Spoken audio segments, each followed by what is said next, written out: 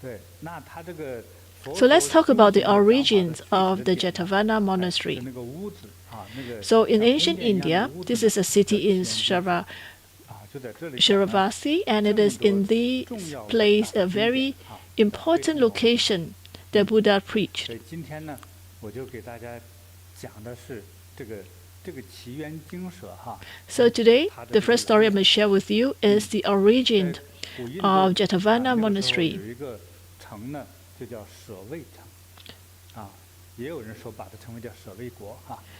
So there is a Shivarthi, there is this place, this kingdom, and this is a very wealthy kingdom. And there is a person there who is a philanthropist who helps a lot of the poor and the aged. So he did a lot of donations. So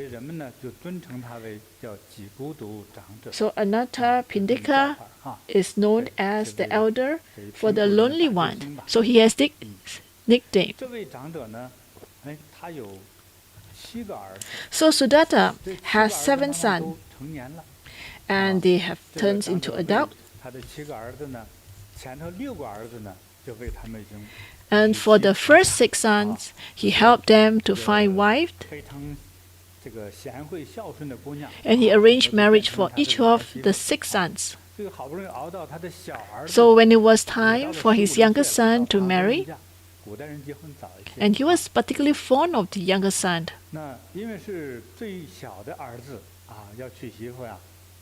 Being the youngest, and because Sudatta was a very wealthy merchant, so he put extra effort into finding a beautiful, dignified, and virtuous bride for him.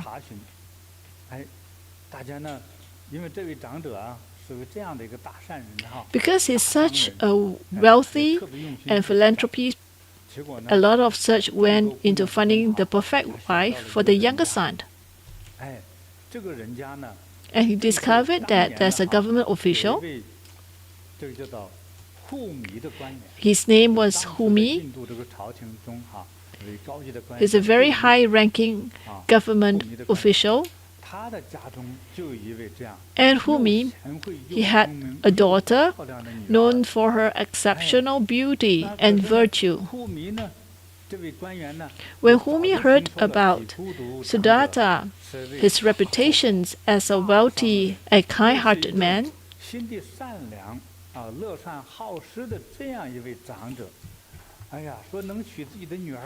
so Humi gladly agreed to marry his daughter to Sudatta's son.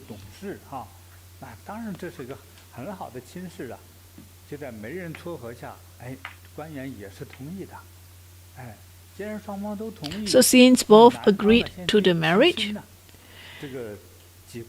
so the Sudatta prepared lavish gifts, and he went to Humi's house to propose the marriage. And upon arrival, he found that Humi's household were bustling with preparations,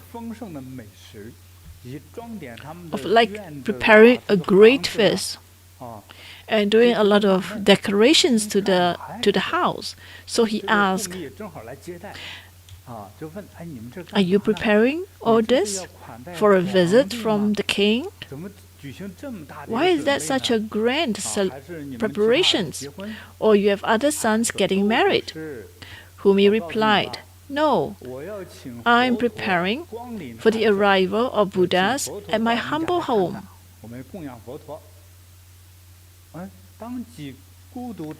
So when Sudatta heard the title Buddha, something seemed to stir within him, and causing his hairs to stand on end. So he couldn't help but feel a sense of reverence and joy. So he asked Humi, "So why is he called Buddha?" Humi patiently recounted the stories of Buddhas to Sudatta and talked about the stories of Buddhas. That Buddhas left his home at a very young age to seek enlightenment, and his journey to ultimately becomes awakened. Humi also described how Buddha taught the path to liberations and the cessations of suffering to the masses, and guiding many individuals to gain enlightenment. And there are many people who learned from Buddha, and including some great cultivators like Sariputra, Ming, and other renowned practitioners of the time. So he vividly portrays Buddha's majestic appearance and wise demeanor.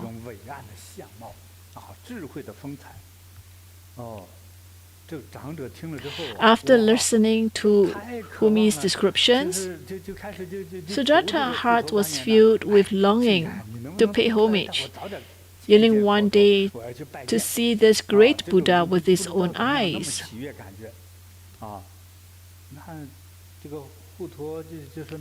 So Humi asked, when do you think is the appropriate time? And he said, what about tonight? And Humi said, no, it's too late tonight. So Sudatta said, what about tomorrow morning? And Humi agreed.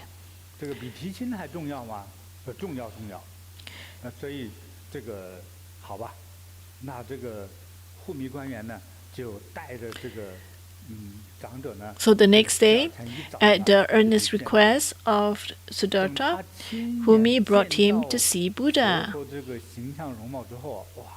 Upon seeing Buddha, he was awestruck by Buddha's majesty. Buddha's appearance and presence were even more dignified and magnificent than Humi had described.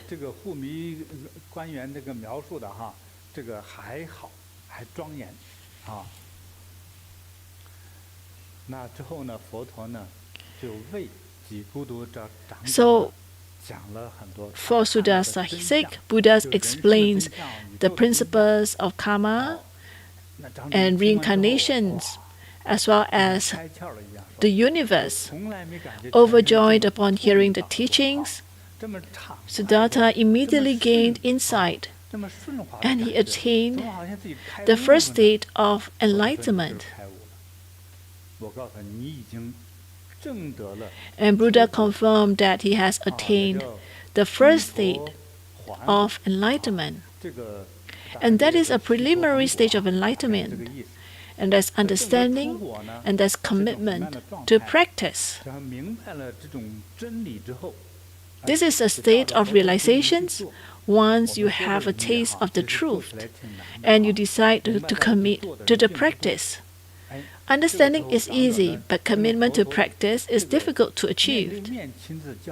Feeling that Buddha's teachings were invaluable and should be shared with more people,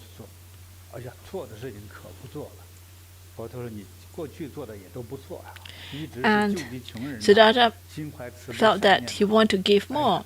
And Buddha says that he has done a lot of good deeds already.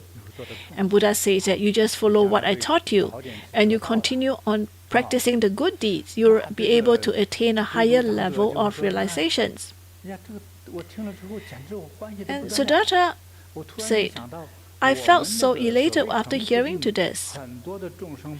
And I felt that there are a lot of people, they are very good people by nature, but they lack understanding of the way.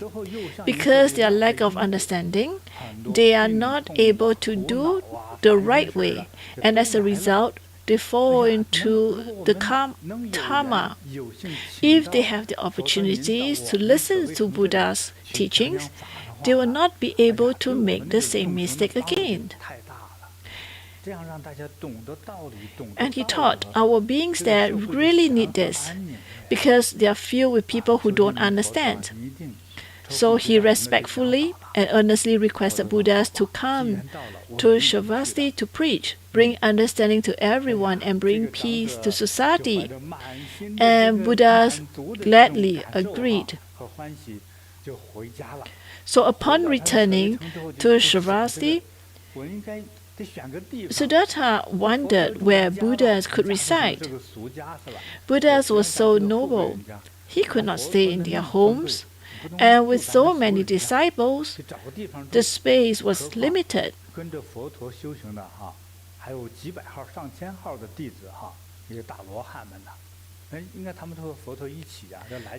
So when they come, they will come together as a big group.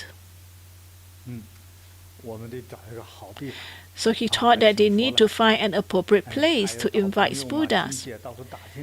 So he went around seeking help from relatives and friends to see where's an appropriate place. So after discussing with everyone, it was agreed that they needed a large place and they searched for land and house.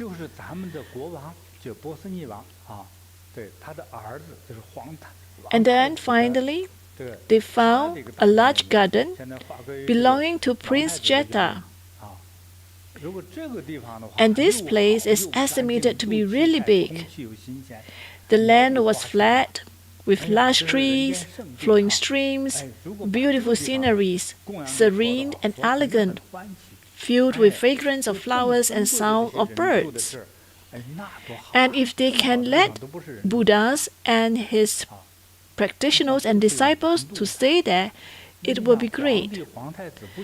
But it's a great difficulty because the prince, the kings, they will not want to sell the land because they are wealthy. They don't need the funds.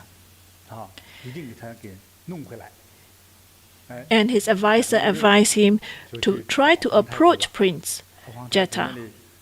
Thus, Sudatta went to Prince Jeta and said, I would like to build a monastery for the esteemed Buddha, and your garden is perfect. I wish to purchase it to offer to Buddha. So Prince Jeta smiled and he replied. He said, I have no need for money. My dad is the king. I do not wish to sell. Also, the garden is a great place for leisure and entertainment. It's hard for me to find another piece of similar gardens. And it also has good feng shui. It has great jewels filled the ground. Let me tell you this. I have no need for money and I do not wish to sell. At that point in time, Prince Jeta doesn't know Buddha. So he insisted on not selling.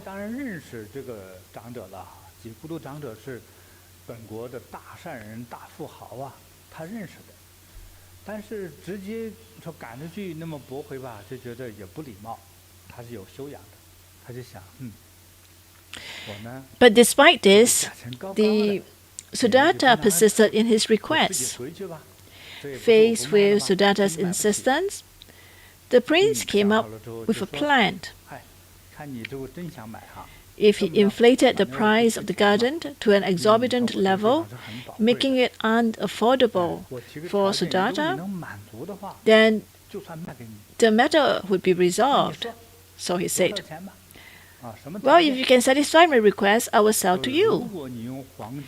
And Sudatta said, what is your request? So Prince Jeta said, if you can cover the entire garden with gold, leaving no gaps between the pieces, then I will sell it to you. So what is it? Actually, he's referring to gold pieces, like the size of the name cards. So basically, the size of name cards to cover the entire ground. So during that era, the common currency is actually gold.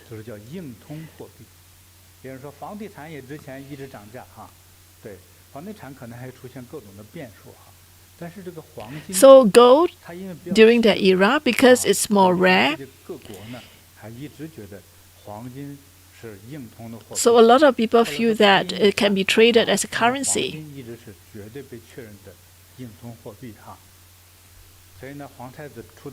So this plan that Prince Jeta had,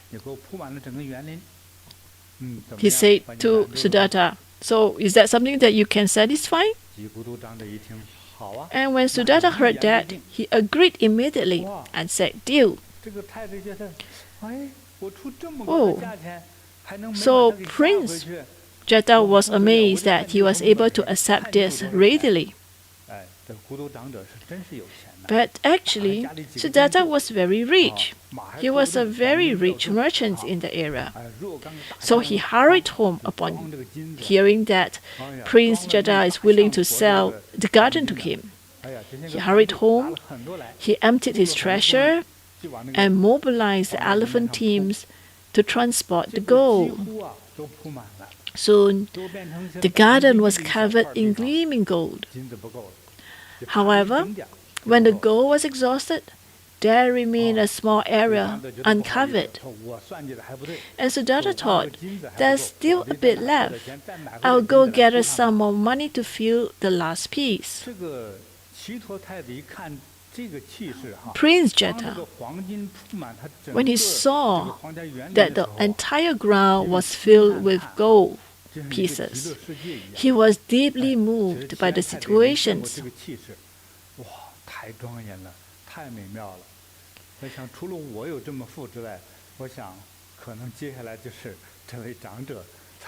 He realized that beside him, Sudatta must be the next wealthier person in town. So realizing that his demand was unrealistic, he said, I can see your devotions. So from today onwards, forget it. There's no need to fill the remaining space. The garden is yours. Although the garden belongs to you, I didn't mention that the trees will be sold to you, so the trees still belong to me. How about this? Do you have a plan? So now Sudatta was worried. So Prince Jetta said, how about this? Well, if you're going to invite Buddhas and his disciples to come here, you need to offer a place for him to preach. You need to build a house. So they will need log to build. So Prince Jetta said, I will offer these trees to you. I will dedicate the trees to the Buddhas, and we can use them to build the palace for his residence. Let's jointly build a monastery. So, but his request is that when he built the palace, the monastery, he wants his name to be included in it. So it was his intention to offer to it. So that's why, after the monastery was built, it was named Jetta Grove, Jetavana Monastery.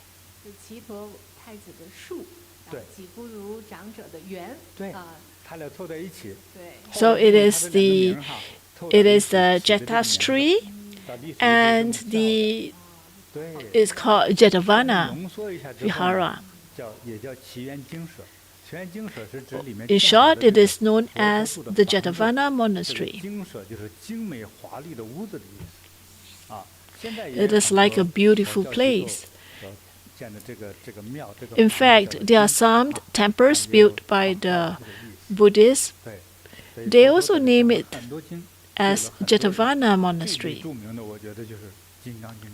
I think the most famous sutra that was taught there was Diamond Sutra. Master, this is such a good story. Because of his sincerity and of his sincere offering by Sudatta, that's why there is this monastery. He used great funds to build this monastery. Is it because he have done some good deeds in his previous life? And that's why in this life he has these great aspirations.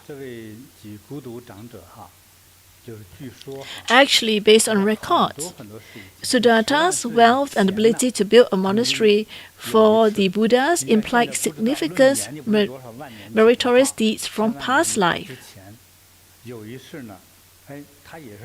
And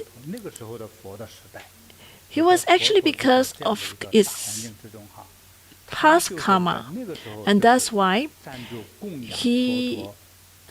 in his past life, he has this make great vow to become the greatest benefactor of future Buddhas.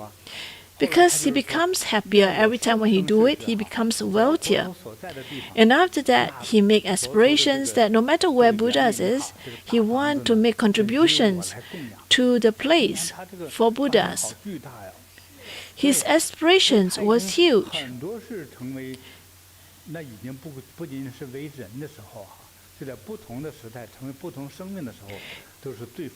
In fact, in his past life, he has always been very wealthy, consistently born into wealthy families, and practicing generosities. And that's why the moment when he heard the name of Buddhas, he felt a stir in his heart, and he wanted to make huge offerings. And his aspiration is something that we should follow. And making this vow to make offerings in many lives, and devoted his life and his financial wealth to Buddhas. And not only him, he also managed to inspire Prince Jeta. And Prince Jeta was also touched and moved by his great aspirations. And that's why they came together to build Jetavana Monastery. When he has such great aspirations, people will be able to sense it, and they will be able to feel it, and they will too be inspired.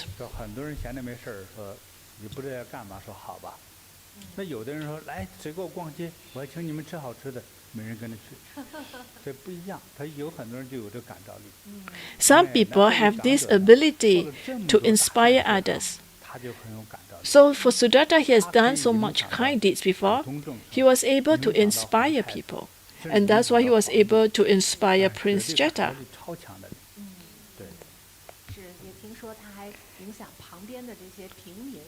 And he also inspired the ordinary people. And they too make a lot of offerings. They followed Sudatta and also offered to Buddhas. Master, there's a question.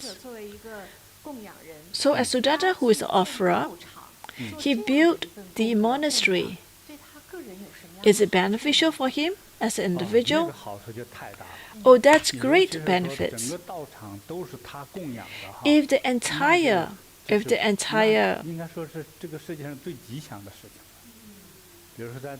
monastery was actually contributed by him, he is the most auspicious person.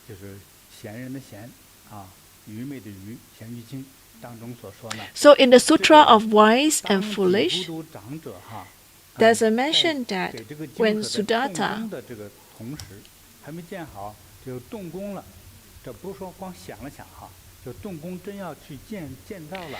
Sudatta was about to construct the monastery,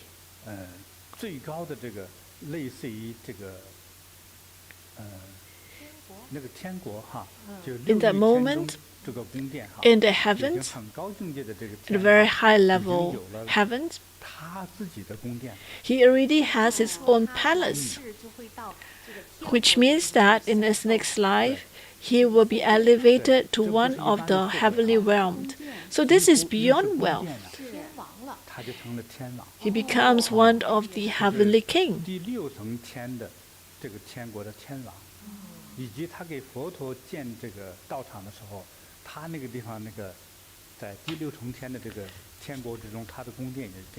So he already has it built already in the heavens. He has this palace for him.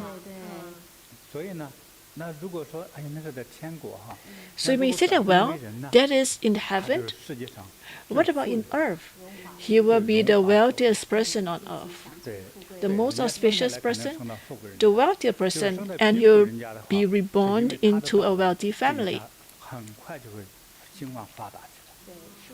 And wherever that he's born, the family will be able to gain wealth and prosperity.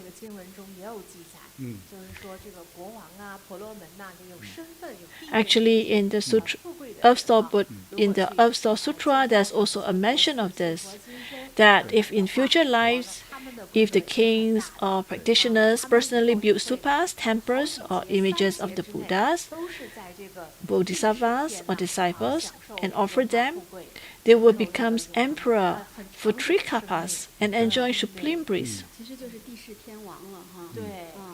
So by dedicating these merits to the Dharma's realms, they will become great Brahma kings within 10 kalpas.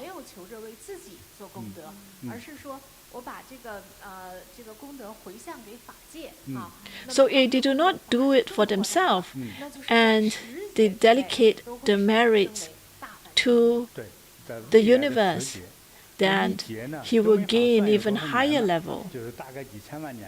You cannot imagine what is 1 kalpas. He will be great Brahma kings. They are like universe kings.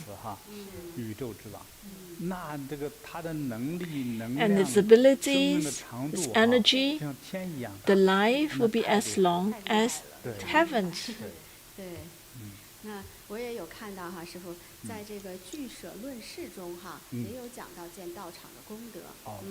他是这样说：若为出家人 And I've also seen in the commentary of the treasury of Abhidharma, they also mentions that they will be able, if monks they build the preaching halls, they will attain the heavenly merits of Brahman and enjoy unparalleled peace and contentment for 40 kalpas. 40 kalpas. Just now we mentioned that 1 kalpas is millions of years. It's like eternity. You enjoy unparalleled peace and contentment. So we talk about if it becomes a heavenly kings or Brahmas.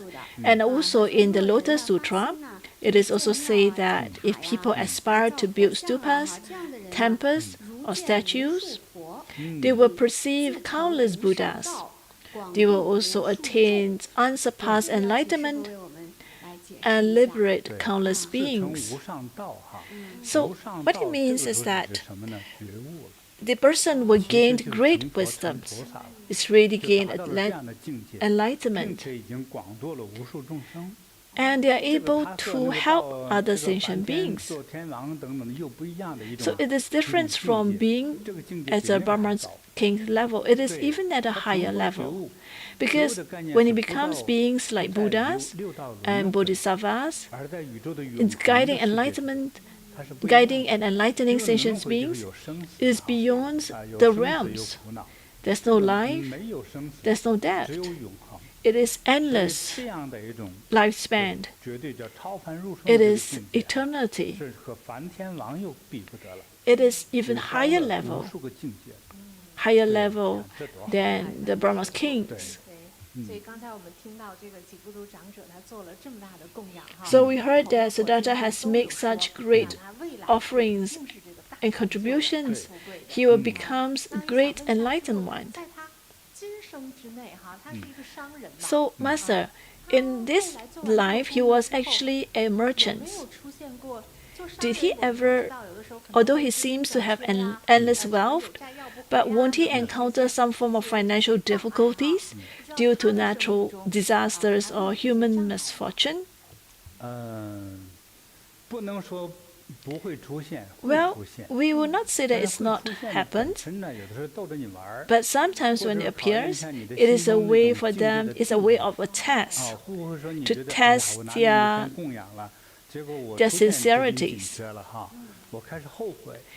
to see whether they will regret about their offerings. So whether he is truly sincere, so there's a form of test. So actually we checked about the record of Sudatta. So indeed something did happen.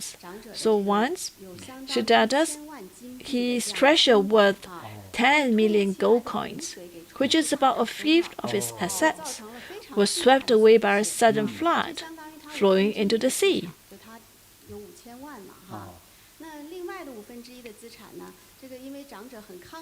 So additionally, he lent the same amount of money to friends for business ventures, and he lent out 10 million gold coins to his friends and business partners.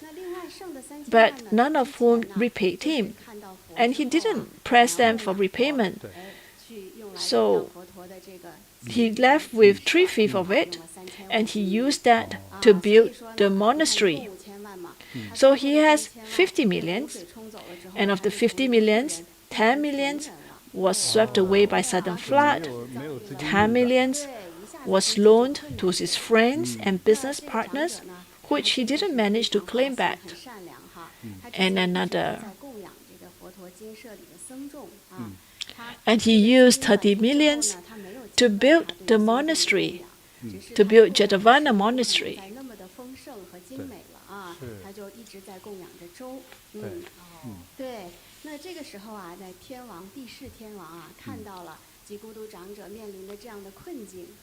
So even wealthy Sudattas, he all had become impoverished before.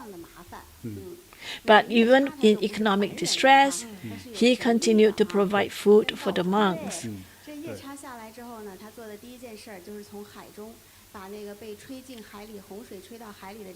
So the emperor Shaka's witnessing his financial plight, and he sent Yakshas to help him to recover his wealth. So the Yaksha retrieved the sunken treasures from the water and obtained more unclaimed buried treasures, and they gave it to him. And they also appeared in the dreams of the debtors and urging them to repay their debts to Sudatta. And shortly after, the Sudatta regained his money.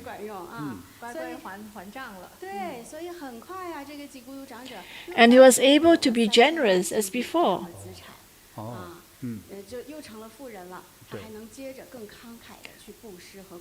So he can continue to make offerings. Actually, he said very visual, but people will start to ask, are there the yakshas? Do they really exist? How do they look like? Actually, yakshas are not ugly. But when you look at it, you will be scared of the yaksha. Well, it has this two sharp canal. What is it? You think about a burrow. There are some teeth that are very sharp, and it is pointed outwards. Very long, pointed. So it helps because these are the animals that they run in the wild, and they need these teeth to bite the other animals. But because the yakshas is not a human beings, it belongs to the heavenly realms. They are part deities as well. They listened to the orders of heavenly king.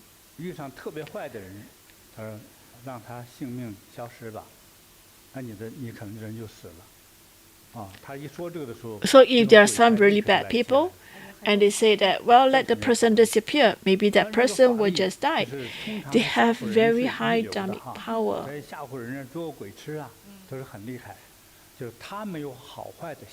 There is no good or bad in them. They just take order from the heavenly king. So whatever that the heavenly king gave them the order, they will fulfill it. Once, when I was in my meditative state, it was the daytime, and I saw yaksha. It looks like a female. I thought when I saw, it has this very sharp cunning, and she smiled at me, and I thought she's here to harm me. And when she smiled at me, I know that she's there to protect me. So this pointed teeth, when he enters your dreams, you dare not to pay your debt. It's worse than the mafia coming after you for your money, or the money lender coming after you, the loan sharks coming after you. you will definitely pay your debt.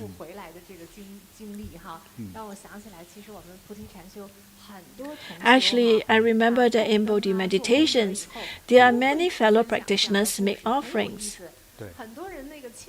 Some, they did not pay their debts.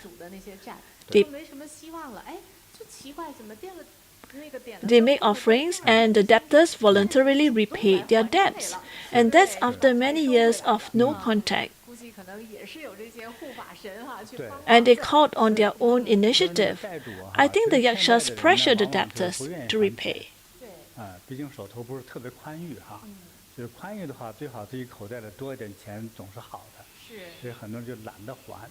So actually a lot of times the debtors refuse to pay because no one chased them for the money.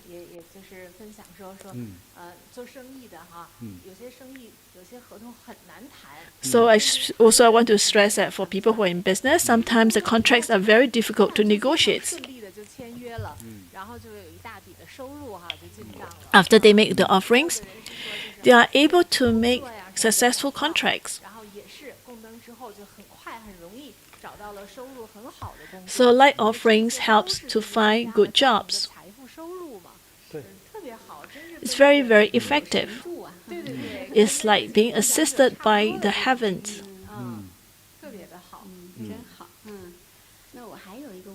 Master, I have another question. So how to ensure endless wealth and fortunes?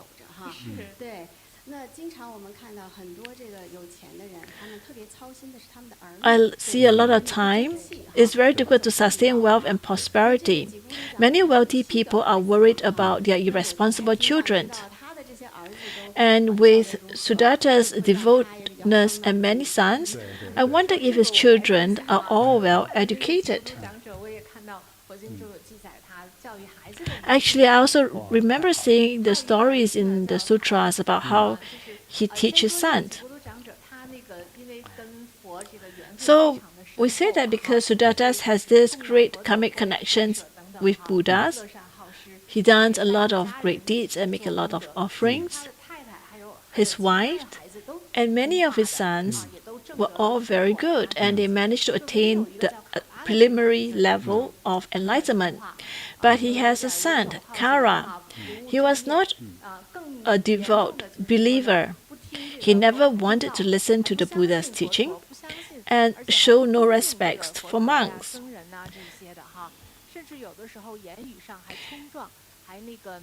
And for Sudatta, he felt deeply concerned because his son even persists in his wrong views and behaviors. So Sudatta has a lot of concern over the son, and he feared that if he persistently do the wrong behaviors or have the wrong views, he would inevitably fall into the hell realms in the future. So he decided to use a special method to open his son's stubborn heart. So he said to his son, "If you go to the temple and observe the 8 precepts for a day, I will reward you with 1 tael of gold when you return." Wow! With 50 grams of gold? Wow, the son said, "Really?" And the elder affirmed his offer, "Yes." Though the son was skeptical and asked several times, Sudatta remained firm. So, for the sake of money, the son hesitated no longer and went to the temple. Although he spent the day at the temple without earnestly listening to the Buddha's teaching, merely sleeping there, upon waking up the next morning, he immediately returned home to claim the gold. When asked if he observed the 8 precepts, he answered affirmatively. So the father happily rewarded him and prepared the meals. Well, but the son was only interested in the gold, pushing the food aside, asking the father for money. Then the father asked the son, "My son, if you can listen to the Buddha's teaching, and then recite to me a verse or phrase you remembered, if you can do that, I will give you 500 grams of gold." Wow, the son immediately agreed and hurried to the Buddha.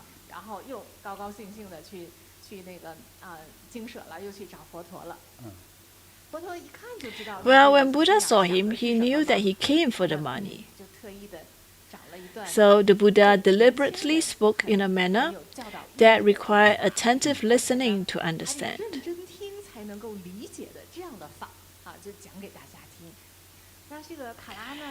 So for the sake of the goal, Kara, the son, listened attentively to every word the Buddha taught, not missing a single one. And eventually, Kara had a sudden realization, and he attained the first state of enlightenment. And he realized that he needs to honor Buddha's teaching. He has that thought and intention, and it's important for him to be on the right path and on the right view. So the next day, Buddha guided the monks to Sudatta's house to receive offerings.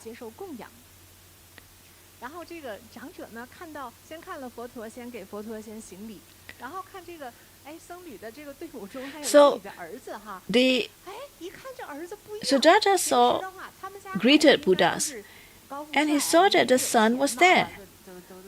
Seeing the son, he was unaware of his attainment of the first stage of enlightenment. He thought to himself, "Why is it that today my son looks radiant and splendid?" That was in his mind, but he doesn't know why. And meanwhile, the son Kara saw this dad and was thinking, "Oh, I wish my father wouldn't give me the money in front of everyone today. If the Buddhas knew I observed the 8 precepts for money, I'll be too ashamed and I'll be too embarrassed." But the dad is not aware of this. And unexpectedly, Sudatta suddenly took out the gold and presented them to his son Kara without waiting for him to speak. And he said, "Son, I promise you this for attending the Buddha's teaching. Here you go, this is your gold." Kara felt extremely embarrassed and hesitantly said, "Father, I don't need this, it's enough." And Sudatta bowed to Buddhas and said, "Thank you, well-honored one. Today, my son looked radiant and is filled with joy from the Dharma." Buddhas pretended not to understand and asked, "What do you mean?" So Sudatta explained, "Yesterday, I gave my son 50 grams of gold to ask him to observe the 8 precepts at the temple. When he returned without receiving the money, he refused to eat. Today, I spent 500 grams to ask him to attend your teachings, and he refused to take the money when he returned. It's truly miraculous. And not only that, he looks radiant. And I think that he has benefited a lot from your teaching." Then Buddha smiled and said, "Well, indeed, Sudatta, you are a very wise man. We all know that all the wealth in the world is not as important as having a son who takes the right view and right path. What your son has attained today surpasses all the wealth of earth, and all the treasures of heaven, and all the wealth of the gods. So this is a great attainment."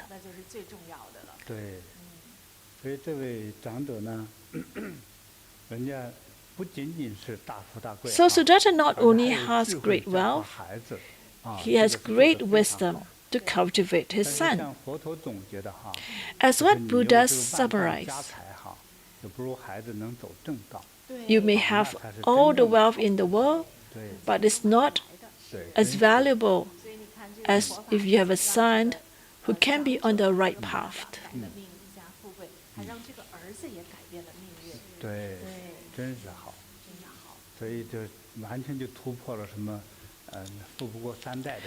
So definitely, he will be able to ensure continuations of the wealth of the family, because the child has learned to be 发扬 matured. 光大这个对一个家族来说太 And 重 for 要 the family, 嗯 it is so important. 所有的这些听众网友们哈， And all who have listened to 的 this, 时候哈，真的是要做大供养。 indeed, if there are opportunities to make great offerings, you want to do that, because not only yourself will enjoy it, but your descendants will be able to enjoy prosperity. 在做这些慈善 I 和功 hope 德的时候 all parents, when they 你可以 do 最好 this, 带着孩子 the best when they do all the charitable act, the best is that they bring along their child to do that. Maybe they just want to offer for $1, but to have that kind intention, that is most important. Thank you, Masters, for the generous teaching. So we talk about Sudatta's story. He's a wealthy merchant and he's a philanthropist. And he liked to do all this. But what about people who are poor? Are there people like that? Are they able to make offerings for people who are poor and also receive 赤贫的人哈，就是你这穷到什么都没有了啊，光剩下 wealth? 身体了哈。 Yes, there are some who are so 这种情 poor 况下 that they have 其实 almost 是他 nothing. 今世和前世哈，正是缺少功德。 Well, the 就是 reason 从 for 来 that 没 is 有 because 对 they lack 神啊佛呀 merits. 做过一丝的供 They 养， have never made 反而造成 offerings 了这 to 种状况 Buddhas, 或者是浪 Bodhisattvas, 费钱财、浪费食 or 物、 they waste 花天 food, 酒 or 地 they 哈 waste 等等 money, 的这一切 or 恶 they 行 have 之 bad 后， deeds, 变成这个 and 穷 that's 人 why 啊。 they 所 became 以 poor 穷人 people. 我觉得就是在佛教来说呢，你往外供养和布施的时候啊， I think in 有 Buddhism, 句话叫做发心。 offerings is very important. 这 You 个 must 心里 have 发出来了 the 一种供养或者 aspirations 施 to 舍 make 的这个 offerings. 意念 When you 所以它是 have 觉 the 醒 thought 这里他并没有说 and when 你 you commit to 供 the 养万贯 practice, 家财 they never talk 这叫 about 发 you 心， having 这是一种 to 供养和布施的 contribute 心 enormous wealth. 兴起来之后， It is a way 这点是 of 最重要的。 offering what in your heart 所 is the 以 sincerity of the 富人 heart, 有富的 and 发 that 心， is very 可能他 critical. 这个发 Maybe 心的 the 这个 wealthy 跟钱 people 来 has 说 a form 它的数量 of 是大， offerings. 那穷 Yes, 人呢 because they are wealthy, 同样 so 大 the 的发 sum 心， that 那 they 同样大的 contribute 发心我们 is 看到的 much 时候呢， greater sum. 因为他穷嘛， For 可 people 能就是一 who 个 are 馒 not 头 wealthy, 或者10块 maybe they 钱 just offer 或者更 bonds, 少的 or 钱， maybe they just 就这 offer 样$10. 很有这个发 But 心 what 是 is 最重要的。 important is that they have this intention, the intention to 这 offer. 里也有一个特别好的啊，穷人 Actually, we have a good story too, Master.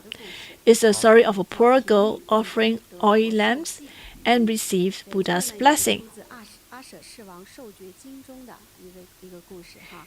这个故事发生在也是古印度佛陀 It 的 is 时代。 in the Sutra of Ajata Sutra. 阿舍世王，他呢也是后来呀成为了佛陀的大护法。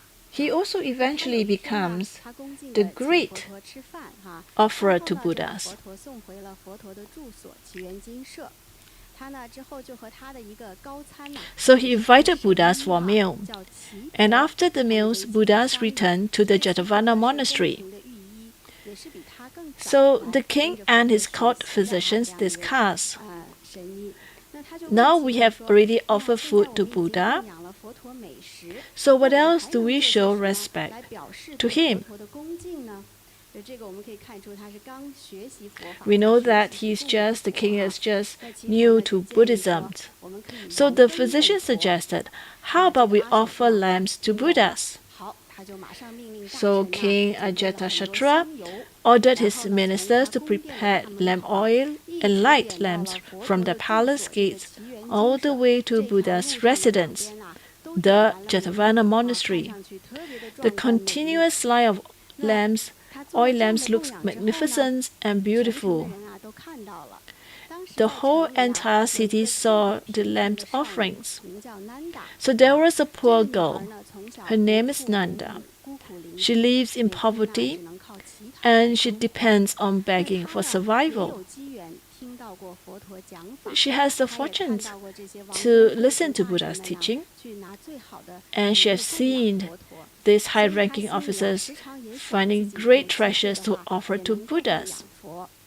那她 She 经常呢都 always 是很 wished to 穷的， offer 因为就 something 是 to 穷的 Buddhas, 一个穷的叮当响哈， but she 一 felt 分钱 sad 都 and 没有，所以 distressed 她经常很伤 due to 感， lack 没有 of 能力去 money. 供养。So one day, she saw the king generous offerings of lightings, thousands of oil lamps for Buddhas, which filled her heart with joy. So she made a vow that she want to use her effort to make offerings to Buddhas. So the next day, upon waking up, she begged for the whole day without resting or eating in the cold wind, and only received a single copper coin. Holding on to the only coin, she went to the shop selling oil and asked the shopkeeper to sell her some oil to light a lamp for Buddha. So seeing the situations, the shopkeeper advised her, with just one coin, you can only buy a small amount of oil. Why not use the money you beg to buy food to offer to Buddhas instead? And Nanda replied, I've heard that being born in the time of Buddhas is a rare opportunity that occurs once in 1,000 years. Now that I'm fortunate to be living in this era, although I'm very poor, I still want to offer a lamp to Buddha. Please sell me some oil. The shopkeeper selling oil, knowing Nanda's sincerity, was deeply moved and gave her twice the amount of oil. Joyfully, Nanda took the oil and respectfully lit the lamp in front of the Buddha. Knowing that the oil in this lamp was not much and would extinguish before midnight, Nanda devotedly folded her hands towards the directions where Buddha was. He made a vow saying, May I be able to engage in Buddha's work life after life. I pray for Buddha's blessings on my lamp to shine through the night without extinguishing. That night, some of the lamps lit by the king had already extinguished. Some went dim. But Nanda's oil lamp remained bright, and the oil level did not decrease, lasting until dawn. At dawn, Nanda came again to worship devotedly. At this moment, Buddha told his disciple, Mandagayana, it's already dawn. You can extinguish all the lamps. So Mandagayana began to extinguish the oil lamps one by one. When he reached the lamp lit by Nanda, no matter how he blew, it continued to shine brightly. So he used his robe as fans to wave, but it had no effect. Next, he tried to use his supernatural power to bring water from the 5 great rivers in India to extinguish the lamp. But it remained unextinguished. Then he summoned a powerful wind. But the lamp continued to shine as before. Despite using all sorts of supernatural powers,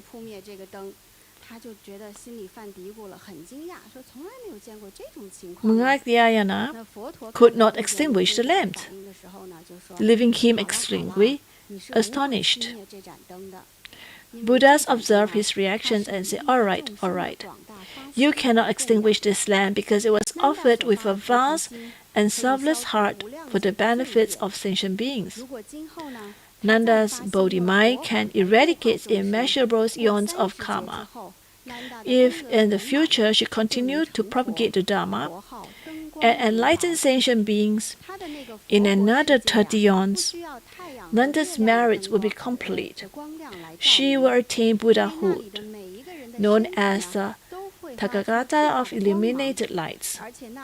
In her Buddha's land, there will be no need for the light of the sun or moon, as every being will radiate a powerful light from within. Palaces and treasures will spontaneously emit radiance, just like the Tushita heaven, brightening the entire world. Upon receiving Buddha's predictions, Nanda felt immense joy. She seemed to levitate about 180 feet in the air before gently descended, then bowed respectfully to Buddhas. Upon hearing this, the king asked the physicians, "I have performed so many miraculous deeds. Why didn't Buddha grant me a prediction? Nanda lit just one lamp and received Buddha's predictions. What's the reason for this?" The physicians replied, "Although your majesty has performed many deeds, the poor girl sincerely offered a lamp and vowed to benefit sentient beings life after life. Therefore, despite offering only one lamp, she received Buddha's predictions and will become a Buddha in the future." Upon hearing this, the king Ajatasattu made devout offerings to Buddhas, who in turn granted him a prediction. After 80,000 yawns, he would become a Buddha as well. He will be Tathagata, purified of the world. The news of the poor girl receiving Buddha's predictions spread throughout the country. People from all walks of life, regardless of age or status, rushed to light lamps for Buddhas. The lamps filled the entire Jetavana's monastery and its surrounding, resembling stars in the sky, shining continuously. So she has made such great sincere vows. And she engaged in the Buddha's work life after life. So what's your question? It is like planting a seed. Maybe this is the first time that she made offerings. But her vow is very noble. The vow is to engage in Buddha's work, life after life.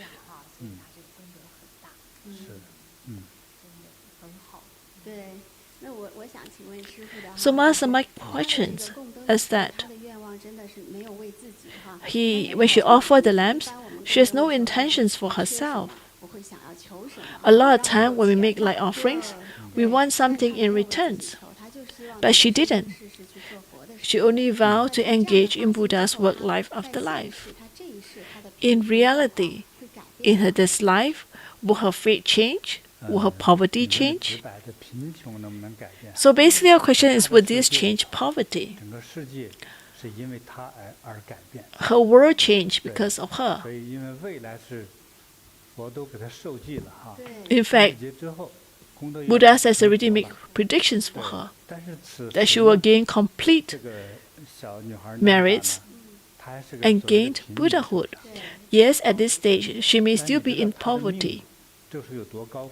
But do you know that her life is very noble? Her life exceeds that of the king. Although on the surface, it may not be apparent.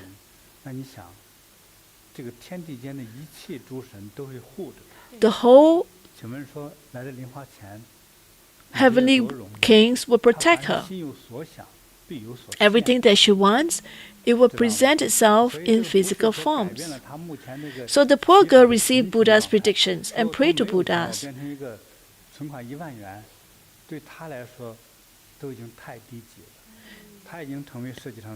She became the wealthiest person in the world, although you may not see that she has physical wealth around her. So in fact, she changed as well. She is no longer a poverty person. Because of her karmic connections with Buddhas, she received Buddha's predictions and prayed to Buddhas to allow her to shave her head and becomes a nun. So from then on, she became a cultivator. She has a different beings. She doesn't need to beg for livings. To be a true cultivator, maybe one day she can become Buddhas, Bodhisattvas. Compared to another person, the poor person who's begging, she has a different life forms. I want to mention to you, It's her aspirations. She's so poor. She has these aspirations. So a lot of people, when we offer one incense, in the south, it's very easy to find fresh flowers.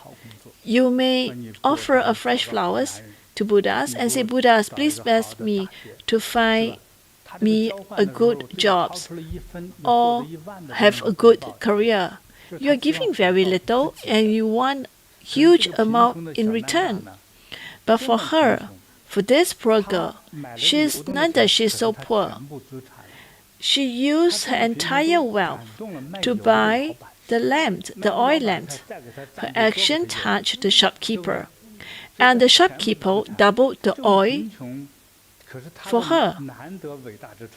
So what is great about her is that she gave up all her wealth. And that's why the king, Ajatasattu, said that she only offered very little lights, and she received Buddha's predictions. Without me, I make huge offerings. But don't forget, first of all, she contributed her entire wealth. And secondly, what's her aspirations? The aspiration is to engage in Buddha's work life, afterlife. In Buddhism, that is the highest level of vows. It is the bodhisattvas that make such great vow. Once they make this great vow, they will attain a bodhisattva's level.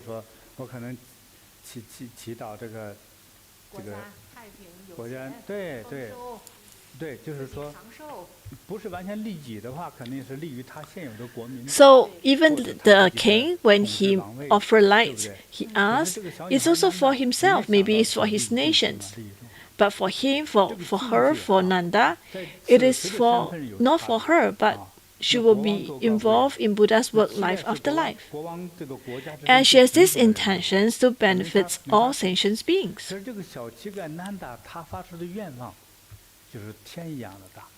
So her aspiration is huge. And the job will not be complete. It is the most noble jobs.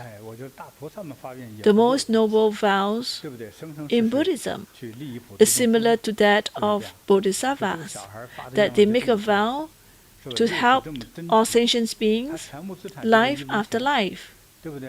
The copper point is her entire fortune, and she offered that, the entire fortune, to buy the oil to offer to Buddha.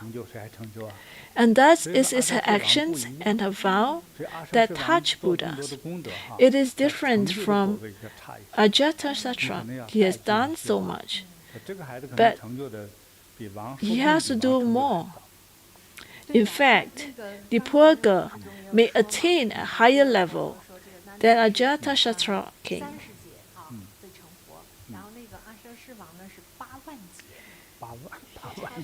Yes, and that's why in Buddha's predictions, their degrees to attain Buddhahood is different.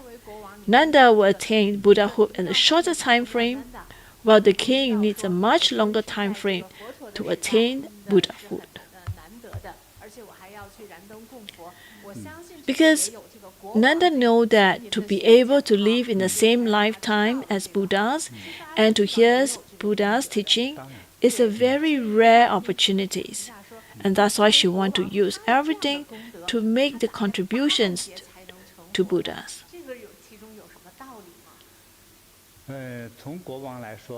From the perspective of the king, a lot of time when people attain great power, they have done some actions or they have done some tricks to attain their high level. So there may be some of these deeds are not so kind. Maybe it's a cheat to get a certain power.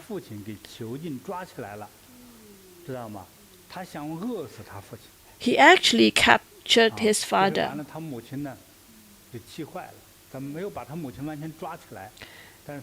In order to be the king. So the mom knew about this, the queen knew about this, was so angry. and she took away the power of the queen.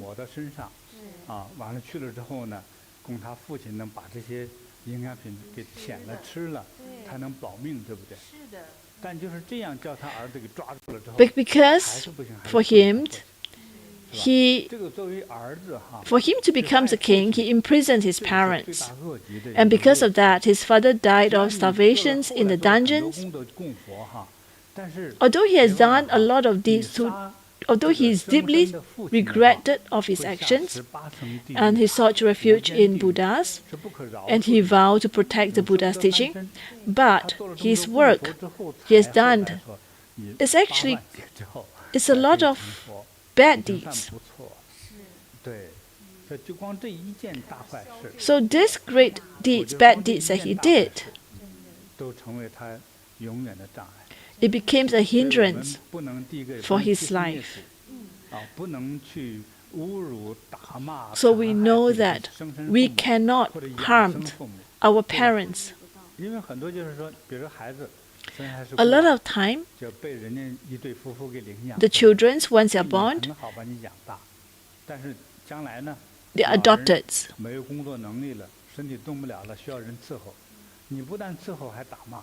Well, if you do very bad to your adoptive parents, that's very, very bad. The deeds that you do will have bad karma. And that's why it's important to respect your parents and your teachers.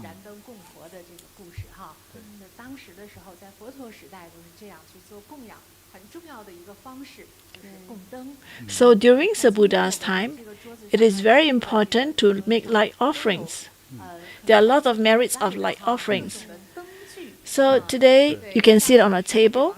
We have a lot of lights, a lot of offering lights. Maybe, Master, you can explain to us what benefits are there. First, lights represent illuminations, represents wisdoms, and is able to get rid of obstacles, worries, and calamities. When we have the light of wisdoms, this brightness, these illuminations, it represents wisdoms. The lamps there, oil lamp there, is ancient oil lamps. There are two. The other one, the ceramics, candlesticks, the blue and white. It is a Ming Dynasty. It's a few hundred years already.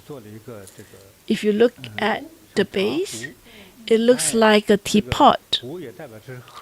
The teapot also represents prosperity and harmony. There's light on the top, and it's candlesticks on the top. And below is a teapot. It is a different era. You rarely see these blue and white Ming Dynasty's ceramics candlesticks. It's very rare. And beside it, there's like an Aladdin's era type of oil lamp. It's a magic dragon's lamp.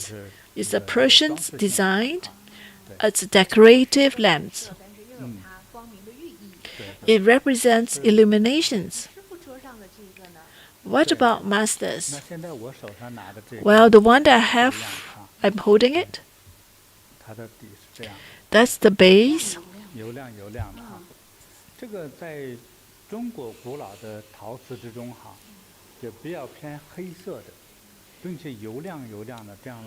This is shiny, darker tone ceramics. It's at least 500 years. Master, do you actually put a layer of oil on it? No, it's just shiny by itself. It's Liao Dynasty's Liao Jing Dynasty. It's during the Northern Song era. It's about close to 1,000 years ago. This Liao Jing's black glazed pot, it has a little bit of Persian design, because during that era was the Silk Road. In the northwestern part of China, they received some form of this influence, and that's why you can see that there's some curved structure. And if you look at in the design, it is very rare. It has some ancient Persians designed. If you look at the base, it is a little bit of melon designed.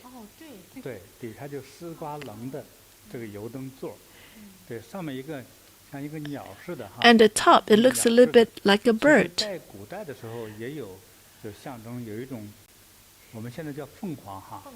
It's a phoenix. It's a phoenix or a heavenly rooster, similar typed. It's a holy bird.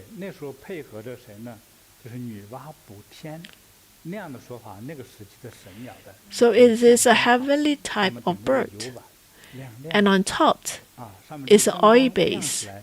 And when the lamp lights, it will have illuminations. And the lights represent heaven. For melon has a lot of seed. So it represents you have a lot of descendants. You have prosperity in the family line, in the lineage. It's a very beautiful antique oil lamp.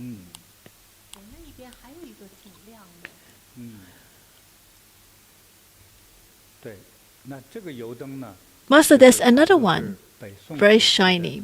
That's Northern Song era. It's shorter, and that's the illumination is at the mouth area.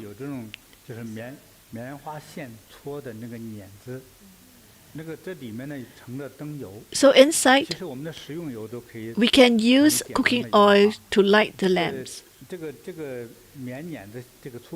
So there is a waxed little bit of rope, but the light itself is not very strong, not very bright. For this one is during the Song dynasties, and that's why it's very bright and shiny. It's about 1,000 years old. If you see the side, there are 2 years for you to tie some string. You can display at home, and you represent brightness, wisdoms, and also represent prosperity and auspiciousness. And if you have children at home, you want your children to gain more illuminations. Actually, we went to a lot of countries. A few years ago, we saw some kids that joined the youth camps. Actually, during that time, most kids, they are unaware. But the parents allowed the kids to join the camps. Actually, the parents have no hope for the children.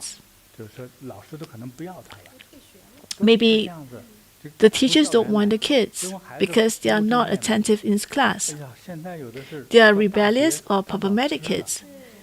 But now, some of them already becomes teachers, lawyers, engineers, or even doctors. I'm so pleased to see that they have grown and developed. As long as the children has a seed of compassion, eventually the seed of compassion will grow. They will have a huge change a few years later. You may worry about the kids a few years ago, and now when you look at them, they seem to be such a great, bright future. So for us, we too feel comfortable and pleased. In fact, it's true, during that time, a lot of parents send their kids here because they find that the kids are difficult to manage, or if the kids are very rebellious.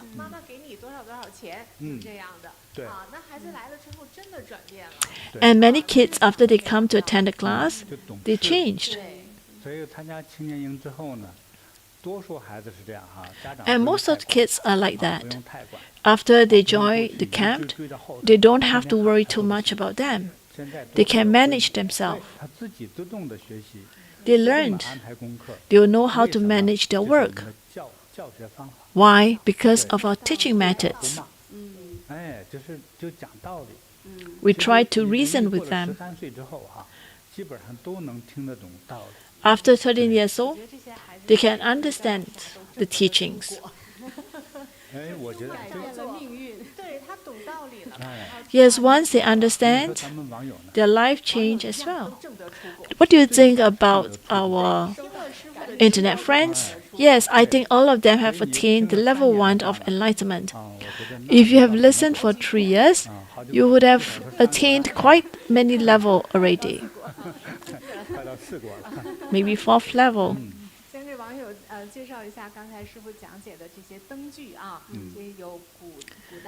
So we just want to say that there are 5 different types of antiques left. They represent brightness and auspiciousness. They are all in the Malaysian zone in Chubei. Even the king needs to offer lights to accumulate merits, especially now is the very auspicious period. So Master also have opportunities for us to do this merits. The Buddha's illumination light offerings only cost $68 for 18 days of lights. So I hope that a lot of our internet friends will take this opportunity to offer lights so that it will protect us and our families to have our. When we offer lights to our families, it is actually the best gift to our families so that it will brighten and it will bring illuminations to our family members and bring them wisdoms and dispel disasters and calamities as well. If we are able to do that, not only we do it for ourselves, we also do for our family members, and we can also do for the sentient beings. That will bring even greater immeasurable merits. Yes, that's because a lot of sentient beings, because of their bad deeds in the past, they have troubled. I have received a lot of letters. There are some, they fight a lot. They are married for many years. They even want to divorce. Some, they have kids that are very good and filial, but suddenly the kids changed. They even threaten their parents. There is actually some young children that went to some Western countries to study, further their studies, and one of the kids committed suicide. There's not sure why he jumped from a building. Is it because of committed suicide or was it a murder? And the result, it caused a lot of pain and suffering to their family members. And there's someone who was in the US working hard there. They make a lot of money and make some investment. And after a year, they lost the money. The money that they invested in went burst. I felt that it was a scam. Actually, when they went overseas, they were so frugal, they saved to invest. But they lost everything. Back to square one.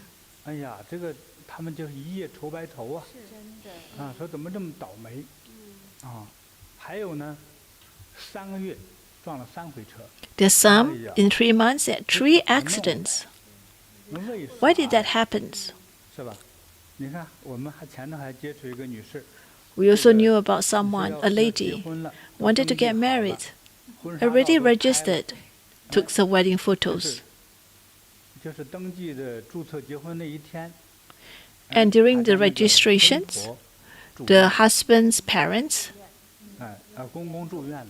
the husband's father hospitalized. When you went for the wedding photos, the mother of the husband-to-be was hospitalized. So they felt that it was very unauspicious, so they split up. Sometimes there are things that we human beings cannot do. We didn't quite intentionally learn about or try to find out more about religions, but we find that a lot of times the humans' problems cannot be solved easily just by humans. When you have bad luck, anything can happen. Maybe drinking water, you can choke on drinks. So how do you overcome all these calamities, all these disasters? And that's why we say that we need to quickly change faith. And we know that it is important to change faith by different methods. And now we want to take this opportunity, this auspicious period, to borrow the Buddha's light, to change our faith. And that's why we created some of this Buddha's light, Buddha's illumination light offerings, and hoping that this will help people. So Master, we learned about the Buddha's era. That was a long time ago, but I'd like to share, Master, there are also some good sharings that happens around us. And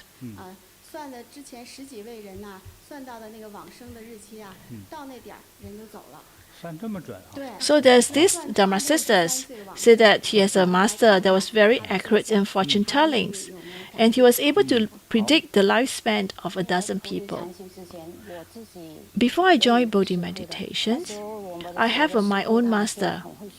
My previous master was very accurate in fortune telling. He predicted for a lot of people, and he predicted that for me, my lifespan, I could only live until 63, and advised me to find another master to learn from, perhaps to change my fate. Actually, I was very scared. The closer I got to 63, the more fearful I'm anxious, because of his predictions was too accurate. So every day I recited Buddhist prayers and begged Bodhisattvas not to take me so early. And in 2015, when I was 61, I was introduced to Bodhi meditations by a friend. And then my daughter says that I think we find a place to go to.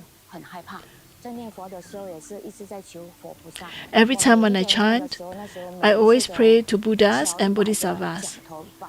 And I also do prostrations. Please don't take me away so early, because I need my children. I need to settle my children. I couldn't bear to leave my children or my family. I was very anxious. I bought a blessed beads. When Master blessed the beads, I said, I need this. I need to invite this. When I turned 63, in 2017, in 7:30, I opened the door.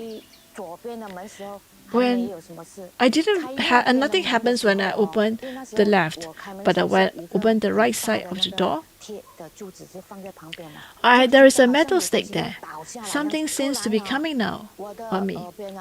Suddenly, I hear that there's something like a light on my ear, and I moved, and I squat, and it just came down. I sat there. I was trembling and stiff all over. And at the same time, I felt extremely lucky. I had finally escaped disaster. That night, the supervising teachers had dreams. In the dream, my previous master says that Grandmaster JinBodhi had helped me to block the pillar. So I was so moved, and I kneeled in front of Master's image, saying, Master, thank you. I'm full of gratitude to Master. No matter what obstacles I encounter in the future, I will not let go. I will follow Master. I finally met a good Master who changed my destiny. I find that I become stronger than before, and I'm at ease. So Bodhi meditations not only change my health, it also changed my fate. Now, 2024, I'm in my 70s. I feel that if I continue to be determined in my practice, if I continue to accumulate merits, I will be able to extend my life. I'm full of gratitude to Grandmaster JinBodhi.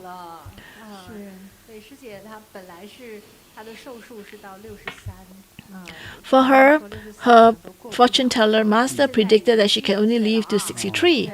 She is now in her 70s. She is still healthy, full of energy. She said that her heart is with Master, and she wanted to do this work. So she was very lucky. At the age of 61, she was introduced to Bodhi meditations, and she has been doing a volunteer work for a long time.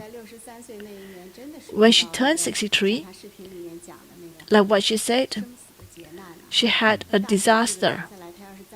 There was a huge iron pillar that fell to her, but luckily for her, she moved. Instead of hitting her head, she was able to escape. Sometimes it is not just physical items externally. You could have some blockage in the heart, blockage in the artery or veins or vessels that could cause death as well.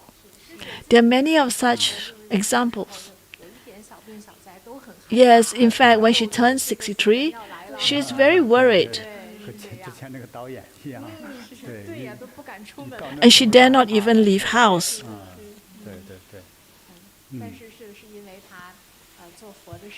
But because she has been doing the Buddha's work, and she also accumulates merits by doing light offerings. Yes, you must practice. If you just have a master but you never practice, it will not be possible to alter your life. You must start doing, then you will have the energy.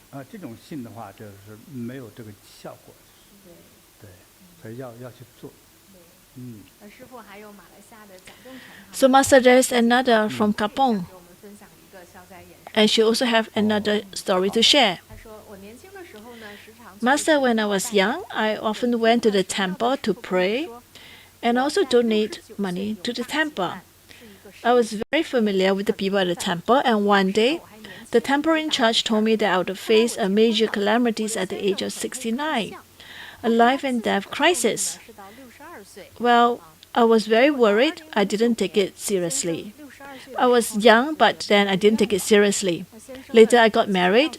My husband was good at fortune telling. He said that he would pass away at the age of 62. As a result, in 2009, when my husband turned 62, he felt ill and hospitalized. Knowing that he was about to pass away, he told me that after he passed away, I should find a Buddhist center. I said I was kind-hearted and I would find one. So going to a Buddhist center would have the protections of the Buddhas, and he hoped that I could safely go through the calamities at the age of 69.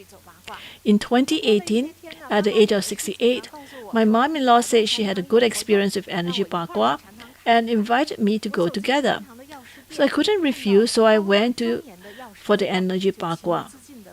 And after completing the energy Bagua, I felt agile, energetic, and want to go there every day. A few days later, a fellow sister said that there was an event at the meditation center, so invited me to go to Kapong Center. As I walked into the Medicine Buddha's hall, I saw the tall and dignified Medicine Buddha. I couldn't help but kneel down and worshipped. When I got up, I saw the Medicine Buddha looking at me with compassion, so kind, and it felt like coming home. In my heart, I suddenly thought, this is the Buddhist center I've been looking for. Following the Master's teaching, I learned that the Medicine Buddha helps to avoid calamities and increase longevities. The great king of medicine, I also understood the principle that doing good deeds can change one's destiny. I continuously lit lamps and make offerings to the Medicine Buddha. Whenever there was an event, At the center, I would sponsor with dedications. I even respectfully place a medicine Buddha tanka at home. So doing good deeds make me happier and happier. With the protections of the medicine Buddha, there have been significant changes in my body and mind. Unknowingly, I reached the age of 69. Actually, I'm very afraid of death and I hope to live a long life. So I pray to the medicine Buddhas to protect me. So I make a great offerings at the medicine Buddha's birthday celebrations. Whenever the meditation center have classes, I attended. Not only for my health, but more importantly to receive the protections of the medicine Buddha. This year, I was very fortunate to become a disciple of Grandmaster JinBodhi. With the protections of medicine Buddhas and Master, I safely passed the age of 69. On the day of my 70th birthday, I kneeled in front of Buddha, deeply grateful to the medicine Buddha and my Master for helping me through life, great calamities, and prolong my life. I'm already 74 this year, and my legs and feet are good and is still in good health. The life after 69 is given to me by Buddhas and Master. I don't know how to repay them. I will continue to do good deeds and volunteer. I think, Master, we have a lot of story before. We talk about it's very difficult to change life. Even Zhuge Liang has difficulties trying to change his own fate. Well, that's because he didn't believe in Buddha. But for us, we use the Buddha's illuminations to change our fate. So for people who believe in Buddhism and they cultivate and they continue with the practice, their fate will change. And for this Dharma sister, she is now 74. So she has passed the calamity age of 69. So she's mentioned that her husband is a good fortune teller. He read that he can only live till 62. So he passed on at 62. He was good in reading his own fortune. So when he sees the wife, he probably knows that the wife can only live till 69. So the husband is very good. He showed a path to the wife, asking her to seek a meditation center, Buddhist meditation center to go to. So she is the one with great fortunes. Maybe in a past life she has been a cultivator. So if she can continue to practice, in the future she will gain the utmost wisdoms and auspiciousness. You want to accumulate these great fortunes to your descendants. These are better than accumulate financial wealth. Your children are so old already. It is something that you, with money, you cannot get. People who are on the right path, you will be able to continue to accumulate wealth. If you take on the wrong path, then you will not be able to accumulate that wealth. So today we have very interesting stories. We talk about stories that happened years ago. And we also see how by accumulating merits, we can change our fate. It is important to build Dharma 6 centers and make great offerings. So we will make offerings to the Buddhas, offering to Sangha, or giving alms to the poor, will be able to accumulate great merits. Also making vows, bodhisattva. And if you have been doing good deeds in the daily time, it is better than accumulated more wealth. It just be like Nanda, making light offerings. Such auspicious act will completely transform your life. Such transformations is unimaginable. Now, in ancient time, for the youngsters, what you received, the educations that you received when you talk to your family, they always ask how much money you make. Do you have the money to live in a great big house? Are you driving a fancy car? What is your salary level? These are their main focus. But these are very mundane, very ordinary matters. But they still continue to face a lot of troubles and obstacles in life. Such life is actually very boring. That's why in the Buddha's Dharma, if you have that aspirations to make the vows to help all sentient beings, when I talk about this, we talk about a lot of our internet friends. Some of them say, where do I learn the methods? So that in the future I'll be able to pursue this. Or you want to do that, but you lack the wisdom. Or you may feel that you are not feeling so well now. You want to get rid of your own illness in order to help others.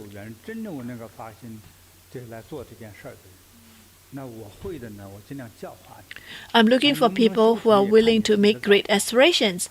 I will be able to teach you what I know. It is an object of opportunities. Actually, in modern time, it's not easy to look for jobs. Well, a lot of time the job may be useful for this 10 years. With the advancements in AI technology, the next 10 years, the jobs may not be there.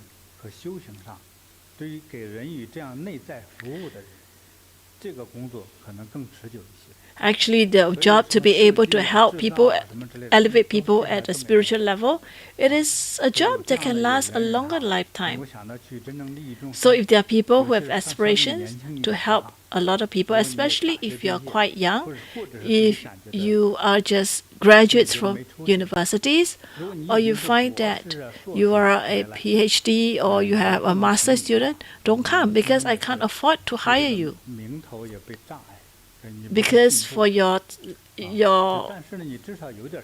but you must have some form of education level, because you must be willing to engage in lifelong learning.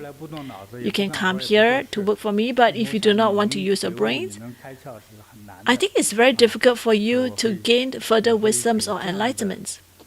But you have some aspirations and you are willing to learn and you are young, I will provide you with the opportunities to help a lot of people in the future, to help sentient beings in the future. Maybe I'm going to have a Dharma teacher class. It is a unique class. It is different from the normal class that we have. I will talk to individual, and if I find that if you are appropriate or suitable, then I will invite you to join this class. Thank you, Master, to have the opportunities to come and learn from Masters, to gain enlightenments, to gain wisdom is a rare opportunity.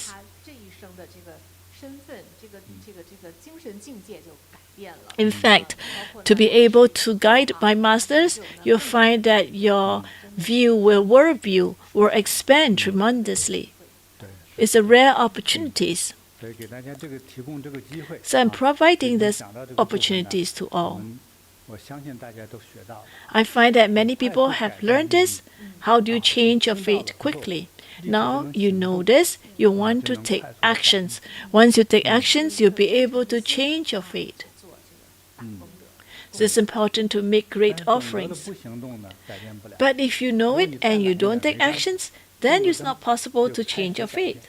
But once you take an actions, your fate will start to change. If you know how to cultivate and you have learned some methods from us,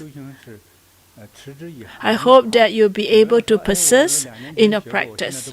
If you have learned this 2 years ago and you stop your practice, that's not very good, because there is some values in the continuations of your practice. Actually, cultivation is like taking a meal. Maybe every day you have 3 meals, you just incorporate into your daily meals. Thank you, Masters, for providing us with these opportunities to learn. And Master, I have another good news to share with all. During the springtime, thank you, Masters, all the meditation centers have the opportunity to receive the God of Wealth auspicious card. It's free, available to all. It's very beautiful and auspicious. It's the size of the credit card. During that time is the version 1. Now we have the second versions. In this second versions, now we have the Jambhala heart mantra at the back. During that time, Masters even chant with us and guided us to chant. So we hope that all will receive the blessings of Yellow Jambhala. So this God of Wealth, this second version is already available in our meditation centers. So you'll be able to receive that from our meditation centers. Thank you, Masters, for providing us this. This size is actually very easy to bring along with you, so that I hope that all will have more wealth. Thank you, Master.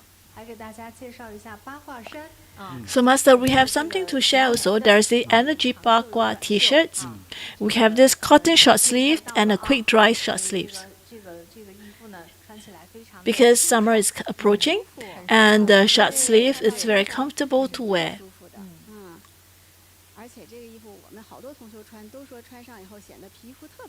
And a lot of people find that these t-shirts, their skin seems to looks better when they wear this design. It is available in Sibei Ink as well. You can be able to purchase it on Sibei Ink.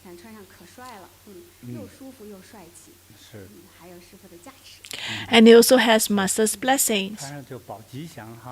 You will ensure that you're auspicious. The quality is very good.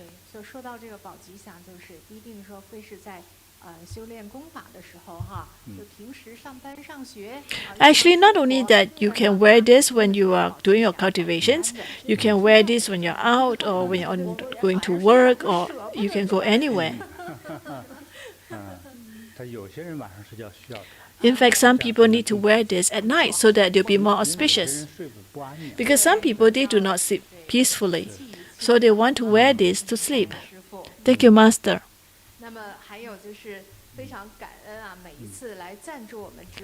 And we want to thank a lot of people that always sponsor for our broadcast.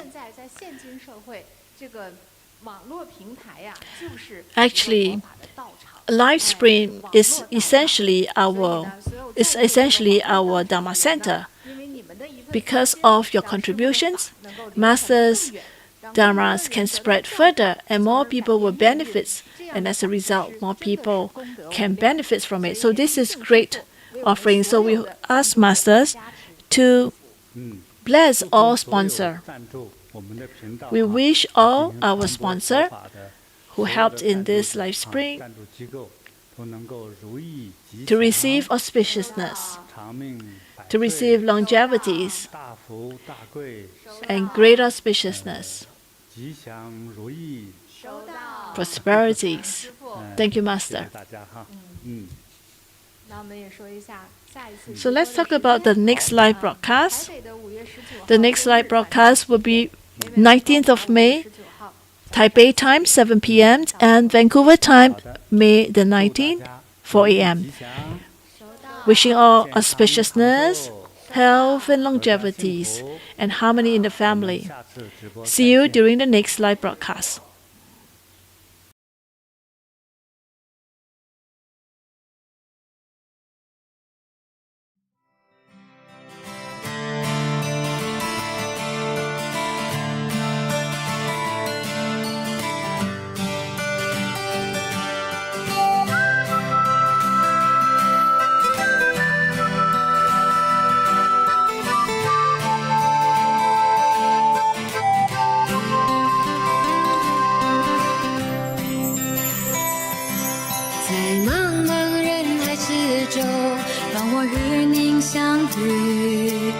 小的红点里，人生就此欢喜。我快乐了，我健康了，我幸福了，我美丽了。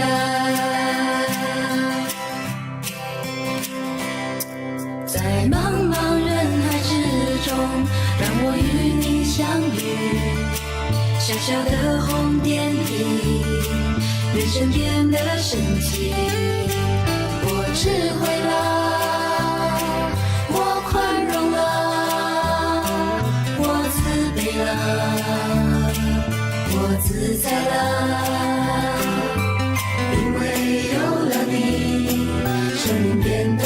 坚定，不犹豫，因为有了你，日子不再有哭泣，不再有恐惧。我快乐了，我健康了，我幸福了，我美丽了，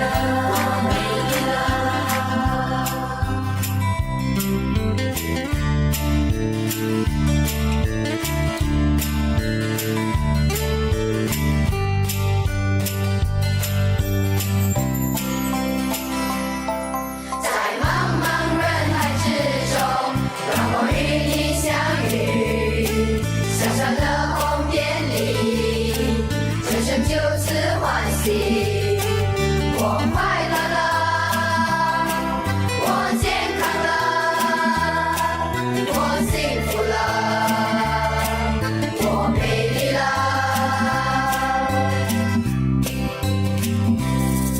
在茫茫人海之中，让我与你相遇，小小的红点里，人生变得神奇。我智慧了，我宽容了，我慈悲了，我自在了，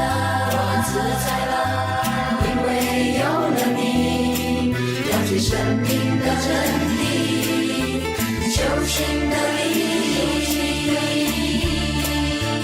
因为有了你，日子犹如彩虹般美丽。我快乐了，我健康了，我幸福了，我美丽了，我快乐了，我美丽了，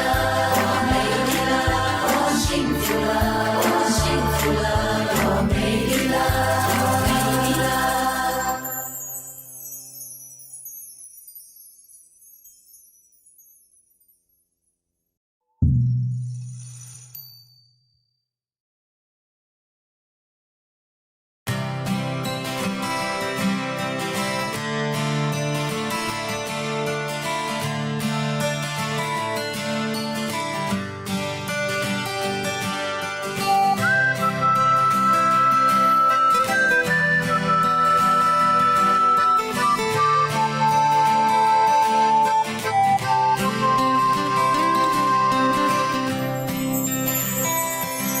在茫茫人海之中，让我与您相遇，小小的红